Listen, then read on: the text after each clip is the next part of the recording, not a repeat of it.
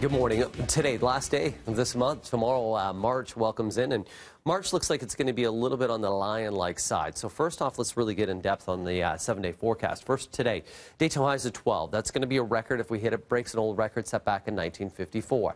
Today, pack an umbrella just in case. A slight risk of some shower activity.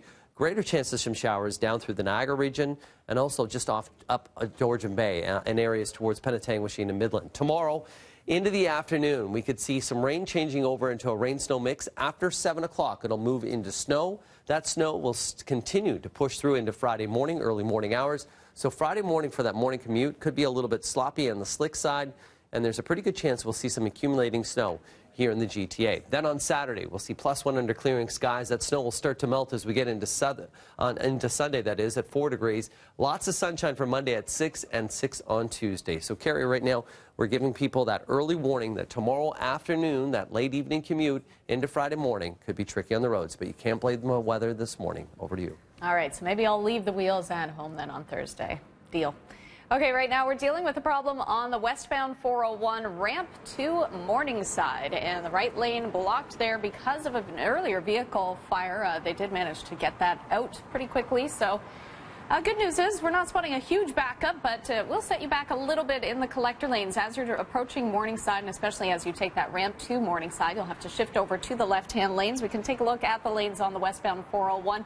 They're a little bit slow going right now from Morningside off and on to about Bayview, but not too bad right now. We can have a look at some of the drive times otherwise. On the West 401, as you head through the Durham region, just a couple of extra minutes added to your drive there. And there's a look at the southbound 404 as well as the eastbound Gardner as you head into the city. Off the highways in Peel region, still have the intersection of Huron, Ontario and Courtney Park closed off in all directions. And that is for an ongoing collision investigation. It's expected to be shut down until at least 8 o'clock this morning. Melanie, I'll send it back downstairs to you. Well, a possible case of arson in Pickering after 3 townhouses in ruins this morning. We're going to take you to a live look at the scene here. This is on Valley Farm Road off of Kingston Road between Brock and Liverpool. You can see the aftermath of this fire. Broke out just before 1:30 this morning, started in a car and then quickly spread into the units above. Crews say smoke alarms were going off when they arrived. There was multiple calls on this, and the neighbors, I guess, identified to the homeowners that they had fire, and they all evacuated safely. All units had smoke detectors that were activating, so all occupants were notified that there was a fire in their units. Now, the fire marshal has been called in to investigate.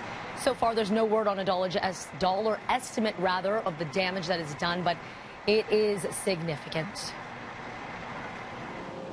Live look now on Yonge Street between Wellesley and Grosvenor. It is blocked off right now, and this is all due to a demolition, possibly and likely in relation to the overnight fire on Monday in this area.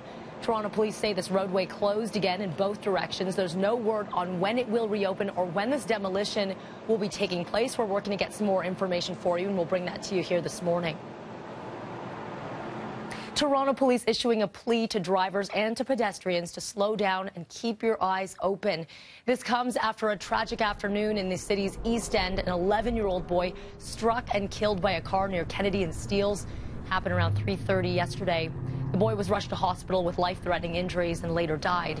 The driver of that car remained at the scene. So far, no charges have been laid, but the investigation continues. Toronto police on the hunt for this man, 35-year-old Curtis Ashley Wheatley. He is wanted Canada-wide in relation to the death of 59-year-old Terrence Coughlin near Bathurst and St. Clair. Coughlin found yesterday early morning with serious injuries. He was taken to hospital where he later died. Police warn that Wheatley is considered violent and dangerous. You should not approach him. You're asked to contact police or Crime Stoppers immediately if you have any information. Well, a sad update to the missing Brampton woman we told you about yesterday here on BT.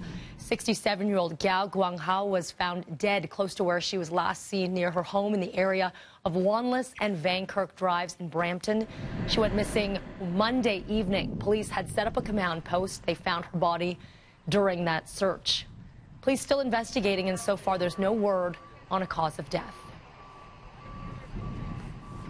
Well, to the budget now, some added money for low-income workers and pension protection for those about to retire. Those were just a few of the promises. Singles who are making $15,000 or less a year, and that's a lot of students out there. There's up to $500 per person as a rebate in the budget.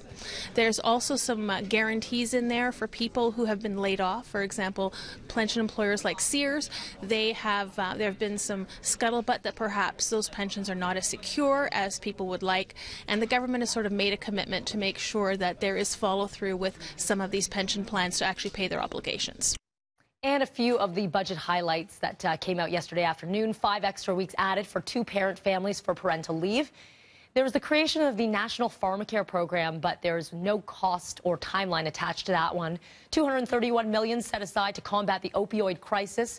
On the issue of international aid, $2 billion being spent over 5 years, and $81 million earmarked to fix issues around the no-fly list. There are no new taxes in the budget, but also no plans to balance the books. The second and final PC leadership debate will be happening tonight in Ottawa. The candidates, former Toronto councillor Doug Ford, former MPP Christine Elliott, lawyer Caroline Mulrooney, and social activist Tanya Greenwich Allen.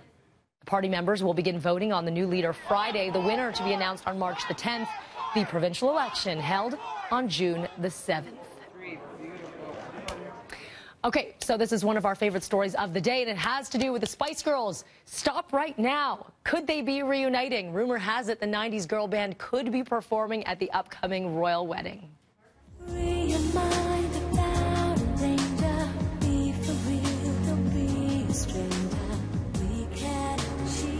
Well, it doesn't matter if you can't dance, if you want to be invited to this wedding. According to Mel B, a.k.a. Scary Spice, she and the rest of the group have been invited to Harry and Meghan's upcoming nuptials. She even hinted that they may perform. Rumors of the girl group reunion have been swirling for weeks after they met earlier this month to explore new opportunities. As for the royal couple, the two become one on May 19th at Windsor Castle. Say you'll be there. I would love to.